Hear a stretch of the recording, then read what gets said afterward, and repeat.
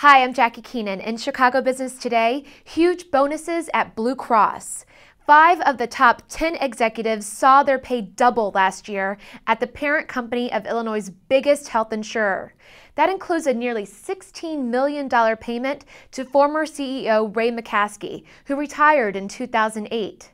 With the debate over healthcare costs raging, Crain's senior reporter Mike Callias spoke to managing editor Brandon Koppel about Blue Cross's bonus bonanza. Mike, these are some big numbers. What's going on here? Executive compensation at the company has been going up for the last 3 years. I think the difference now is the backdrop, and you've got this tremendous pressure from the Obama administration and Democrats in Congress, mostly on rate hikes, but they have talked about executive compensation too. And I think numbers like this, potentially could just kind of add more fuel to that fire. It's clear that the health insurance companies are sort of in the crosshairs as they try to get this health reform bill through, and numbers like this probably aren't the best timing. Mm-hmm. Now, Blue Cross is a little different than other health insurance companies, right?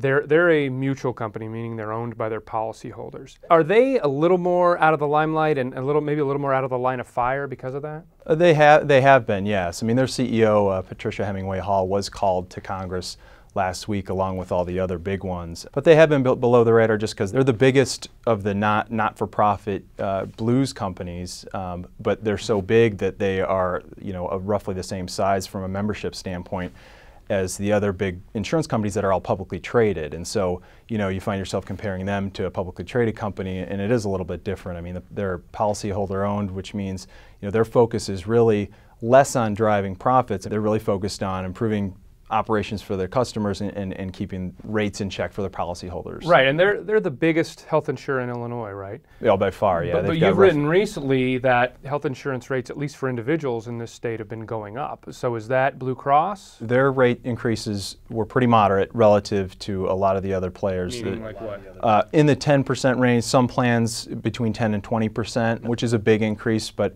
you look at some of the smaller insurers in the state on individual plans, you saw rate increases 30, 40, 50, up to one was 60%, and that got some national attention from the Obama administration. So sure. In that respect, they have been able to keep rates in check, and I think a lot of that is because they're able to use some of the profits they've made in past years to get more aggressive on price. There's some evidence that that's happened in the last few years. Mm-hmm. And their profits have been under a lot of pressure, right? They're half of what they were a few years ago. That's right. They were averaging a net profit of about $1 billion during the middle part of the decade, and they were about a little over $500 million last year just on their health insurance business. And this, to be clear, this is all their Blue Cross plans, so also Texas, Oklahoma, Illinois, right, and New Mexico. But a lot of that's been the economy, and some of it's been this more aggressive on price, and the rates have stayed largely in check because of that.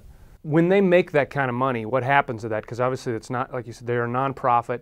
Is that money paid back to the policyholders, or do they just reinvest it in the business and help them keep rates down? Well, yeah, they'll say that it's reinvested in the business. They do not cut dividends to their policyholders, as far as I know, so it's a little different than some insurance companies would. But they'll say that money gets reinvested to grow the business, to grow membership. And they have been looking at acquisitions for a long time now. They haven't done any deals recently. So the capital is deployed in a different way than a publicly traded company would be. Right.